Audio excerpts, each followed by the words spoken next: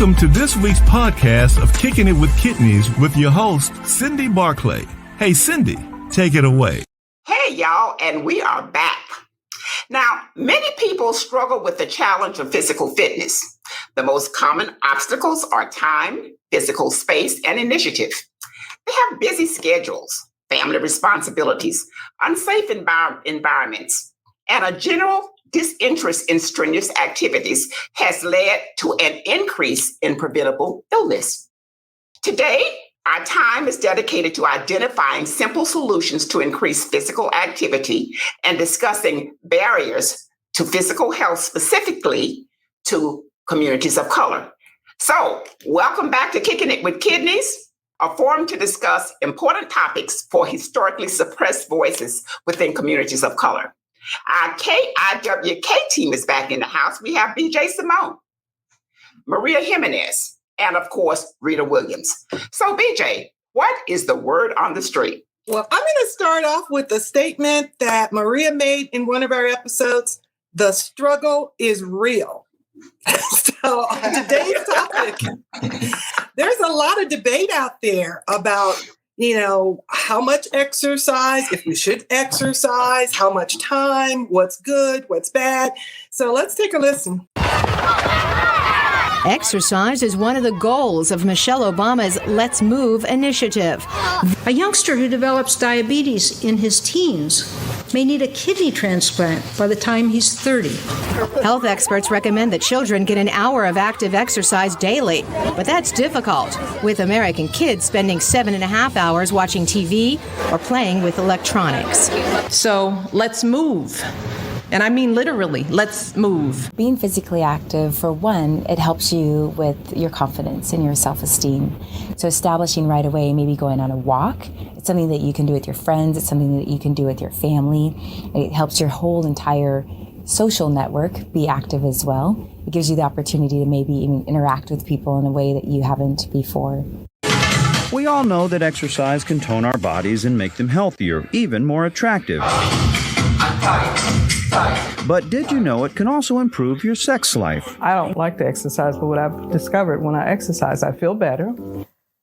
Well, when you're cultural-wise, on our end as Navajos, we were always told, you get up before the sun, you run before it comes up, every morning. Yes. I started practicing yoga when I was in my early 20s. It was a very alienating experience. I was almost always the only fat person, frequently the only Black person. So I started posting my photos, and immediately the reaction that I got, it was mostly people being like, I didn't know fat people could do yoga. I have quite a lot of experience with the trolls. They're coming for me for every reason. They feel like I'm promoting obesity. A huge part of my acceptance is using the word fat and really owning it. You need to promote health at any size. Most jobs now sit in a cubicle. We don't get the physical activity we need into our job. So today, it is very important that we very proactively engineer physical activity back in, that we get patients to exercise, and doctors need to prescribe it to their patients. Our guest today is Tony Jones. Tony is an entrepreneur and owner of Mo City Health and Fitness Gym. He has dedicated most of his professional career mentoring and empowering people of color to make personalized lifestyle changes to meet their unique physical, emotional, and dietary requirements.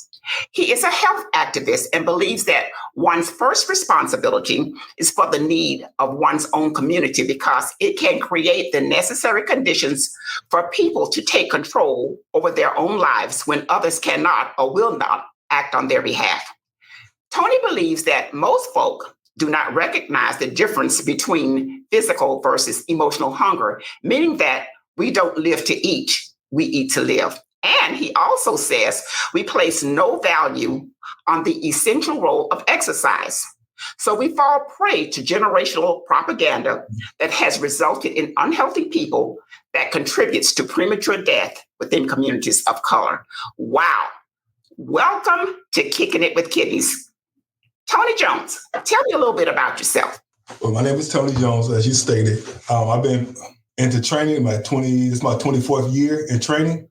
And like you said, I've helped many throughout my career in the training aspect. And we do teach the importance of exercise. Now, one of the things I do want to correct that we heard from the expert, physical activity is not equivalent to exercising. It's just not. I know doctors say this. You can walk 30 minutes every day, and physiologically, there's going to be no change in your body. Most people, when they come to a gym or they want to take on a physical activity, they're doing it to change physically.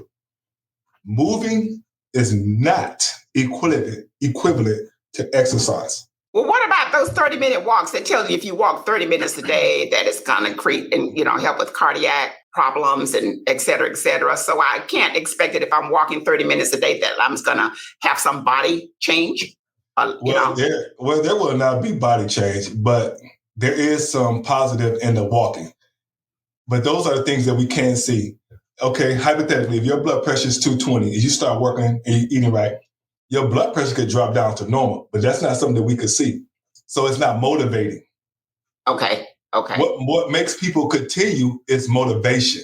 So there has to be something they're seeing or something they're hearing. Okay. So, Maria, I believe that you know Tony personally. So what questions do you have for Tony today? Unfortunately, I do. But he's good at what he does. That's why he's on today. So we're going to listen to that and hear everything he had to say. But welcome, Tony, to Kicking It with Kidneys.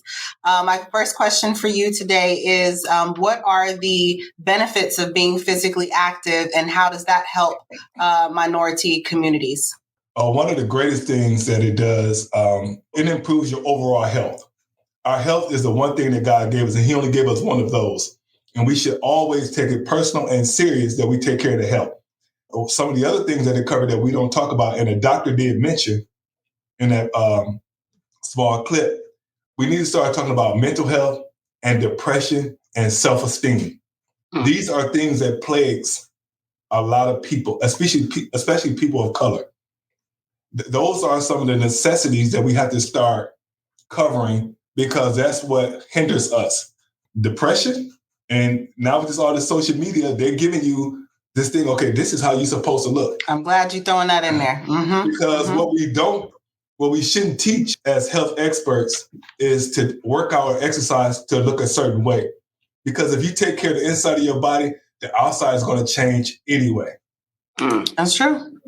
Well, let me ask you a question. Now, you might think I'm a little off about this, but I was watching television the other day and it was a commercial and they had this real big woman on there. And she had on the latest fashion and she was, walking tall and strong. And, I think a lot of you African-American men believe that women, I heard the terminology, I think thick, y'all like thick women. Is that true, Tony? I can't speak for all men, but I prefer you to be healthy because if we're going to be together for a long time or maybe for wait a minute. So are you trying to say that if I'm thick, I'm not healthy, Tony? That's not what I'm saying. Okay. But I'm also saying just because you're thick, that doesn't mean you're unhealthy and it doesn't mean that you're healthy because the body, we can do assessments on body. So there are risk factors. So hypothetically, if you're 35% body fat, you're considered overweight. 40% you consider morbidly obese. Those are high risk factors for cardiovascular diseases and diabetes, high blood pressure, which leads to all of that. So yeah, it's based on our recommendations that set by these guidelines by our doctors anyway. Based on assessment.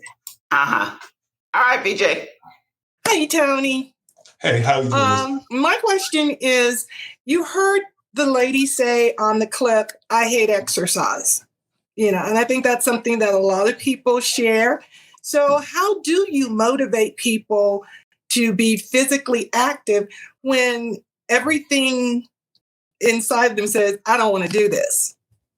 There are several things you could do, especially with a woman. So we do an assessment. Say you're 45 years old. Mm-hmm. We have these assessment tools that we use. And once we put you on it comes back. It'll tell us, hey, based on this recording, your body is acting as a 60-year-old woman. Once we show that woman that, I've never seen it not work where she doesn't, even if she doesn't like exercise. And then another thing we have to also do, and especially in our race, we have to stop thinking exercise is a punishment. And go back to something Ms. Barkley said earlier into the podcast was, if something is important to you, you'll make time for it. So there's no such thing as I don't have time. If you love yourself, you'll find time. If it's important, you'll find time. Tony, what if you are a 60-year-old woman? Hey, I mean, you guys say it all the time when it comes to that. Age is nothing but a number. I train women that's a lot older, and it doesn't stop them from getting the results that they desire. Good to know. Okay. Well, welcome, Tony. Have you observed racial and cultural differences between groups in their attitudes and challenges towards physical fitness? And if so, what are the problems people of color experience making more often than other groups? Some of the excuses that people of color uses, like Ms. Barkley said, was, I don't have time. I work all day. I have to go home and take care of the kids. It's always an excuse. But there is a difference on how we look at things. For example, wealthy people look at exercise as a sign of wealth. People in the middle, I'm going to do it because I got to get ready for something. Poor people look at it as, or those who are in poverty, look at it as a sign of punishment. So depending on where you are economically is how you view exercises. So what we have to do as for my job is, no matter what your mentality is about it, I have to make you think as if you were wealthy, because it is a mental thing. It's not always a financial thing. Okay, so I understand what you just said, but again, there's this propaganda. I believe that it's propaganda that, especially with African Americans and Latinos. I noticed that most of the young girls are really small, and after they have those babies, they kind of blow up. Okay, Kinda. Okay. But my thing about African Americans, why is it that the analogy is out there? We got to have the big everything, the big bodies, the big butts, the this and that and other. When did that come along? That's not our history. That's not what we came from. But yet I see the white women, they always in the gym, and I'm gonna talk about them. They always in the gym. They don't gain 2 pounds, and and even if the men are looking elsewhere, when they go out to dinner, they take these nice little thin, slim things on their arm to go to wherever they're going to, whatever function. So what's up with that? We could be here all day just talking about that one topic. Okay, so tell me the differences. Okay.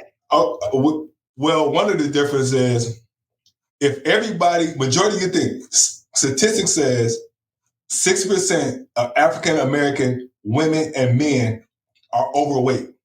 So if you put 60% in a room, everybody. Wait a minute. Did you say 60? 60% are overweight. 33% are obese. So with all our other disparities, now this obesity is a major contributing factor. It's a major contributor. So when you put all of them together, there's no encouragement, there's no motivation to change. When you go back 30 or 40 years ago, when we were in school, you could count the amount of people in the whole school that were overweight. You can't count them in the classroom now. Everything is so acceptable now. And those are called worldviews. Mm-hmm. So whenever the world said you could do this, that's what we follow. But it has to be people like ourselves, bring awareness to it, but we have to make sure we put something in action to get it going. Because that's not healthy. And that's why we see, even in your field, dialysis, more and more people in 2021 has dialysis than you could find a whole decade in the 80s. Mm-hmm. You take 1 year and 1 decade of the 80s, that's because we're not taking care of ourselves. So we eat on the go, we eat anything. We just don't take pride in what we put into our bodies. 80% of all diseases come from within the intestinal tract. So in order for it to get there, you had to open your mouth and put it there. Well, I don't know. He's speaking the truth. I know he's speaking the truth, Rita, but I'm just wondering about why is it that these white women, now come on, now I know there got to be some poor white women too. Now I'm talking to you as a man. Now, do you like thick women too? No, I don't like, I do like them real curvy though. I like the curves. Okay. Now, I don't have a size or a weight, but I do personally, I like them curvy. I like them with big teeth because they look younger. I know a lot of people don't think like that, but you got to think here. If that's big, that you look younger, it gives you a full jaw. Mm-hmm. Your jaws are closer together. It makes you look older. When you talk like you're looking at horses and stuff and checking the teeth. Hey, you almost got to be Mr. Ed with some curves. I want Mr. Edward Curry. Okay, so back to these women that are not of color necessarily. Now, again, traditionally, Anglo-Saxon white women basically are thin. Okay, so even though they're pushing, I see in the media nowadays, every time I told you about that commercial I was watching where they have these big girls on there now. Mm-hmm. But we know that it's not healthy. Why are we falling into that propaganda and believe that if we stay unhealthy, that we're going to have longevity? Okay, what do we do about that? Well, I'm going to address both questions. One, the unhealthiness is a worldview. So anytime a worldview comes into play and the majority accepts it, we will accept it. The other part with the white women, it starts back with the family. Wait a minute, the white women ain't accepting it. They're not getting fat. I'm about to address that. Okay, all right. I'm gonna let you go back to the white women. If you go back to the white families, you have to think. If you just survey your communities, you could walk through and you can see the whole white family walking together. When you go to a black community, they're not walking at all. Well, they may be down. But no, it's a learned behavior. And they carry it over into their adulthood, where we, especially as a black male, we only participate in exercise when we're in sports. Once the sports is over with, then we just go to looking like crap. So it starts from an early childhood. This is how we're bringing up our children. Well, we push them to exercise when they're in sports. But you think if they're not in sports, the only thing we tell them is get a good education. We don't tell them to get a good education and be healthy, especially when you're raising daughters now, because the type of men that they're going to attract or that they're going to be attracted to is going to require them to not to be at the bottom of the pole. So you have to be at the top, because if you want a top quality man, you're going to have to be the cream of the crop, because he's not picking from the middle and he's not picking from the bottom. So we just can't tell our black women just to do anything or love me for anything, because we're not built like that.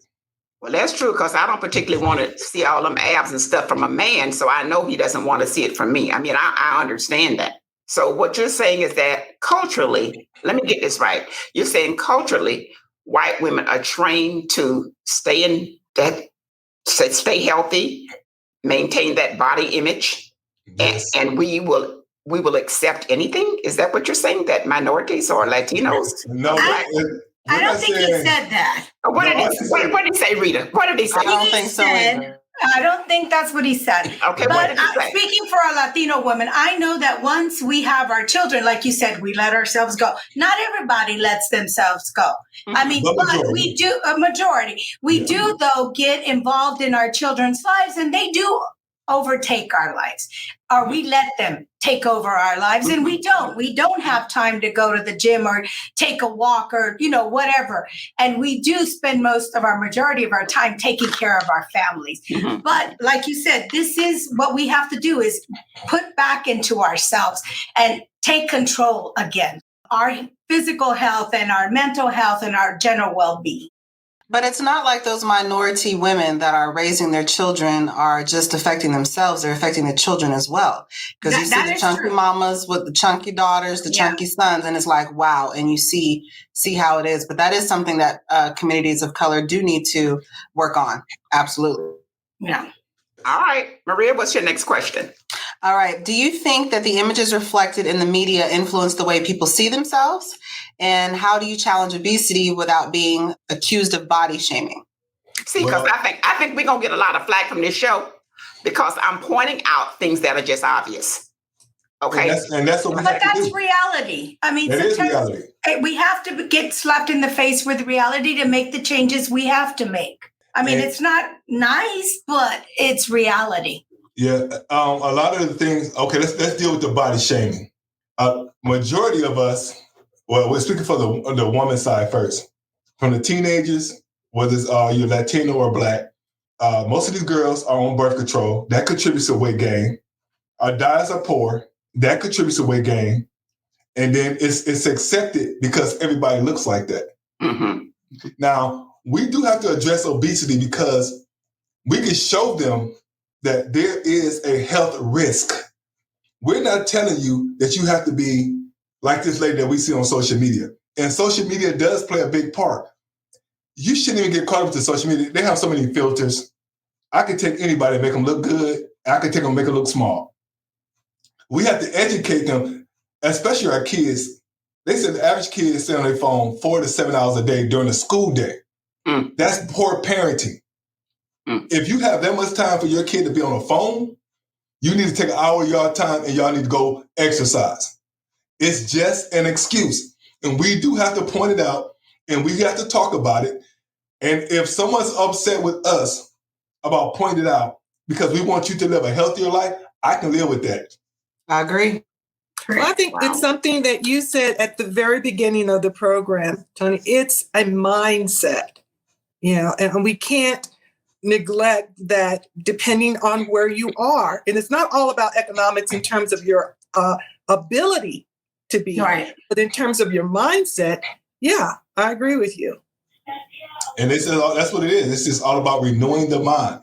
Because if the mind tells you you can do it and you're going to do it, that's what you will do.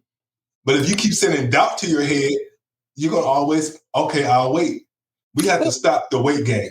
Right. Well, I had a question about some of the initiatives too, because we started with Michelle Obama's initiative to move. Mm-hmm. And I know that COVID had some impact, but for those of us who are a little bit older, we grew up in a school system that required you to have much physical activity. That's right. It was called PE, and we had to do it every day. For an hour. For an hour. We had to run. Didn't necessarily like it then, but you had to do it. And I listen to kids today, and that's not a part of the curriculum. In fact, sometimes that's the first thing that gets cut out when there are budgetary issues. Right now, they do have PE, but it's only for 1 year, and it's an elective. So they do have to do 1 year, but you don't get those other years. And PE cannot help you if you live a poor nutrition lifestyle outside of the schoolhouse. There's nothing PE could do for you. It actually hurts you when you get to moving and you constantly putting all this into your body. Your body needs energy to move at a certain rate. You don't have the energy because the food that you put in, you can't use it for energy. That's why we have so many sick kids. Your body can only use food for energy if it's the food that your body requires for energy. Everything you put in your mouth can't be used for energy. If it's processed, you can't use for energy. If it's sugar, you can't use for energy. Anything that comes in a bag, you can't use for energy. And that covers a wide range of things when you say process. Okay, go ahead. Tony, I mean, what if I am making $15 an hour? I got 4 kids. And I'm working all day long. And then when I come home, I have to make ends meet. I have to manage that limited budget. So I'm not necessarily buying the fresh, healthy foods. And I'm too damn tired to get out there and exercise with them. What are your recommendations for people like that? I want to get healthy, but I can't because, I have all these limitations and restrictions. My kids have got to come first. What do you say about that? I know they're learning bad behavior, but these are some of the challenges that one may face. So what do I do about that? Let's take that same scenario. Okay. Single woman, $15 an hour, 4 kids. Yeah. The one thing she should be doing in order to save money is learn how to grocery shop.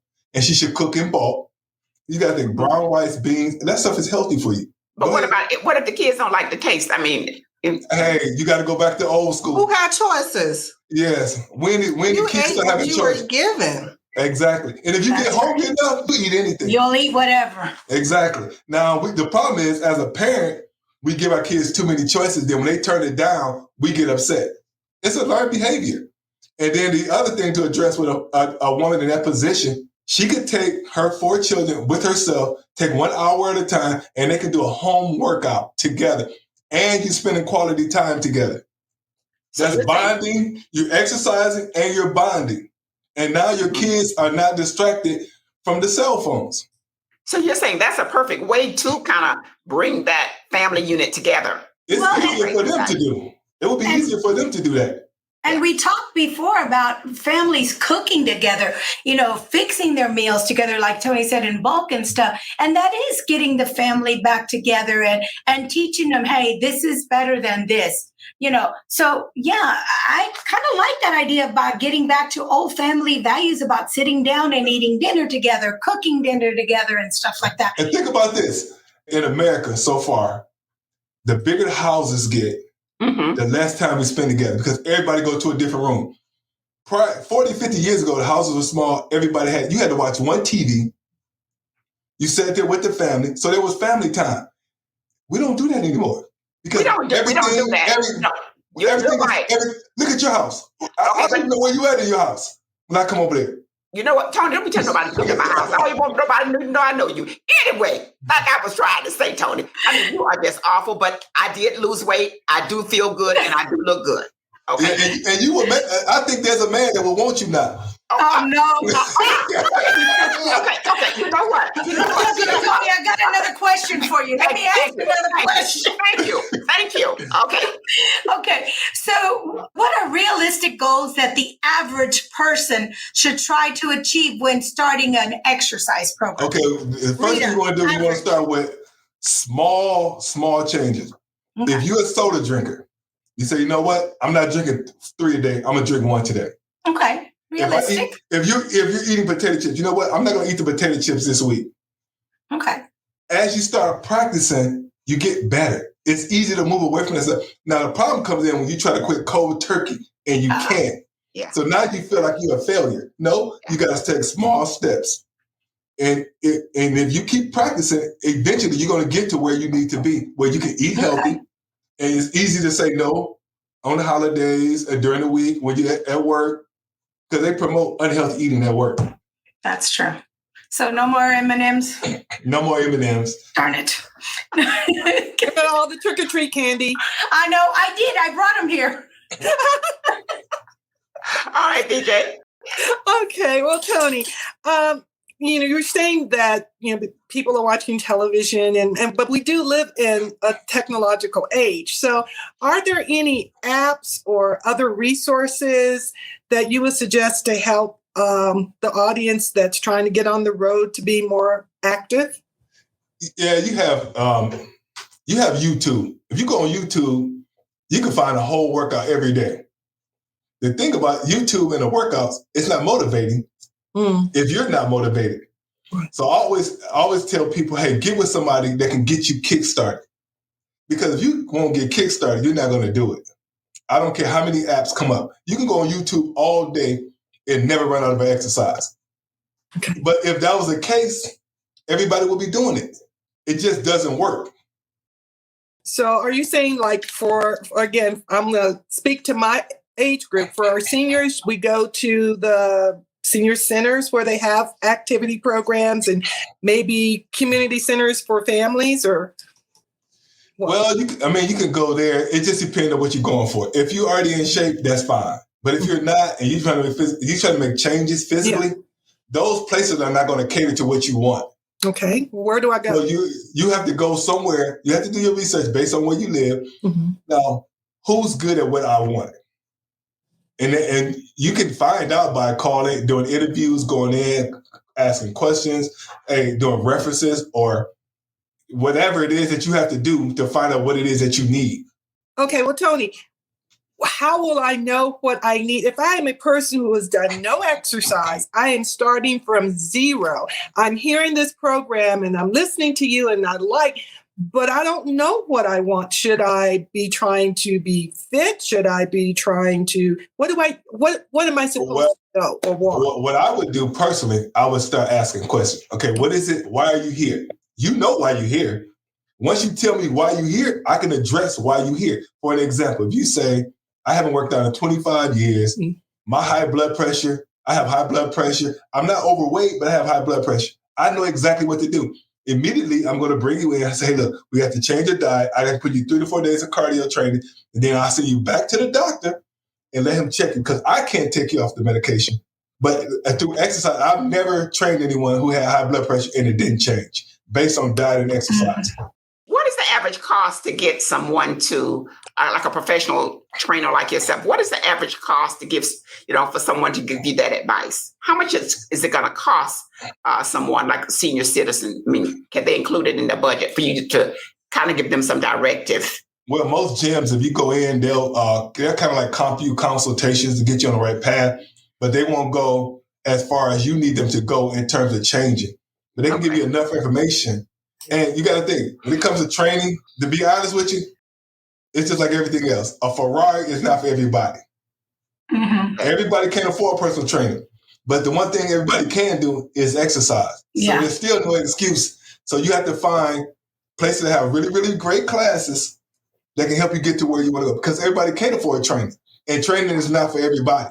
Cindy, getting back to that about insurance, you know, some of the insurances do give you a discount to go to the gym or something like that. Okay. So you need to look with your insurance, you know, if you have Blue Cross Blue Shields, do they give me a discount? Is there a gym I can go to, a gym membership or something like that? But I just thought about that. So, Tony, for people like regular folks that can't afford a nice person like yourself, what can we do? He's not nice. He's not nice, but go ahead. Well, I just met him today. He seems okay. nice. All right. Okay. All right. He spoke nicely to me. I'm assuming he's nice. So what can I do to just get started? What if my budget can't afford anything like that? I mean, I can't even afford to go to the gym.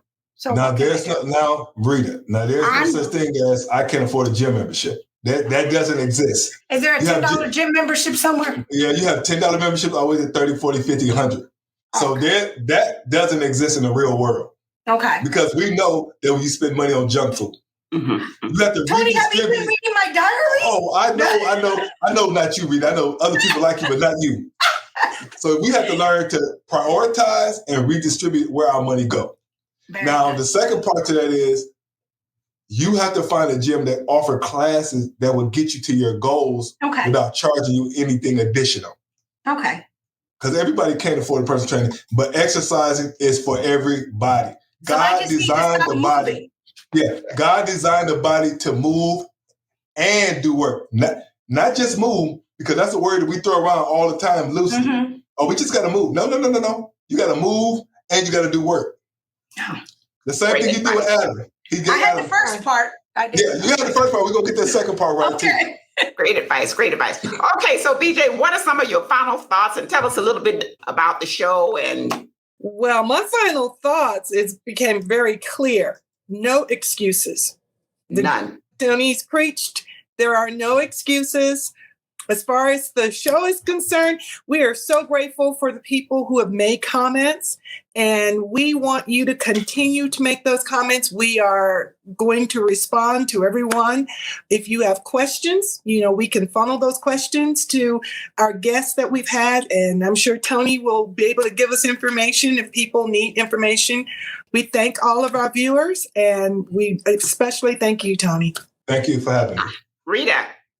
Well, thank you, Tony, for enlightening us with all your knowledge and stuff.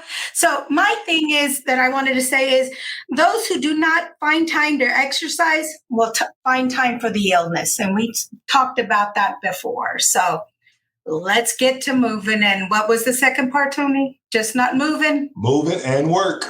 Thank you. Maria, what do you have to say to Tony? Tony, thank you. He does know what he's talking about. He is a really, really, really good trainer. You guys should check him out at Mo City Fitness, especially if you have a deadline. He got me together for my wedding. He doesn't play any games, but it's all about eating right and doing the work and moving your body. So check him out. Check out the gym. I'll see you at 5, Tony. Thank you. Okay.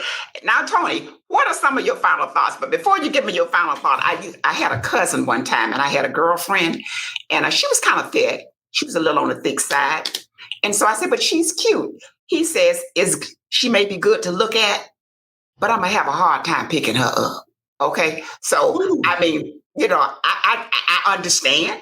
Okay. So one man's garbage is another man's treasure is what they say, but you have to think about your health. So that's not true, Ms. Barkley. Look, it's not. Okay. One man's garbage is just another man's garbage. Garbage is garbage. Okay. All right. Because a real woman is not going to let you treat her like garbage, and she knows she's not garbage. All right. But my final thought is this. For women, the benefits for exercising the right way with your resistance training, your cardio, you're going to get tighter skin. People are spending billions of dollars on getting skin. That's right. The only thing that tightens your skin is resistance training, if you know it or not. It's good for the hair, skin, and the nails.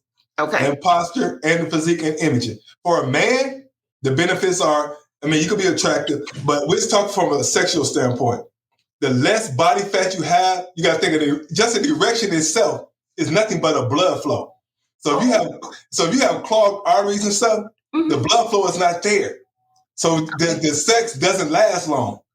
So for a man, it's beneficial because you want him to drop his body fat as low as possible. So the further the stomach sticks out, the shorter the time you guys gonna have, y'all might just have to turn on the Netflix to finish up. We gotta have you back. We gotta No, I'm not coming back. And if you do, it's gonna cost y'all a lot of money. You gotta give back to the community. We enjoyed you. All right. So we're going to end our show. Thank you so very much, Tony, for joining us on Kicking It with Kidneys today. And we look forward to our guest joining us next week on another episode of Kicking It with Kidneys.